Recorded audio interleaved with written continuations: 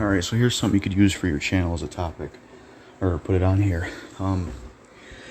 If you could bring back if there's one rapper you could bring back that died, who would you bring back? I would probably go with Tupac, because it would have been interesting to see what he would have did nowadays, and also movies, all the music he could have done, working with 50 Cent, Eminem and stuff. That would have been pretty cool. That's a really stellar question you asked about if I could bring back one rapper from the dead, who would it be? Now, honestly, that's kind of a difficult question also, but I'd probably go with Tupac, but there's a number of them I could think that could counter that.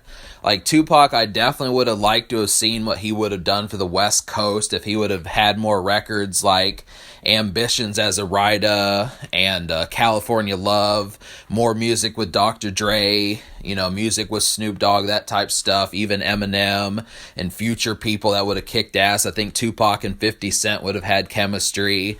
I would have liked some more Tupac and Nate Dogg songs, but I'd also have to say, this is kind of a random one, but I did like Big Pun a little bit back in the day. I definitely felt like I wish that Big Pun could have been on the original Lean Back. I think he would have completely annihilated that beat. That was one of Fat Joe's biggest songs, but I definitely felt like if Big Pun had been around for that, that would have been real nice. I wish Eazy-e, I would say Eazy-e would be a nice one. Really, he was working on a double album before he died, and I think that would have been real West Coast, that type stuff. Some good vibes there. It would have been interesting to see how that turned out, and if he would have brought NWA back or something like that. I also wish that Pimp C wouldn't have died. I really started getting into like UGK like months before Pimp C died, and it just was really too bad because like they had a pretty good album that they dropped right before he died, and I think that would have been really stellar.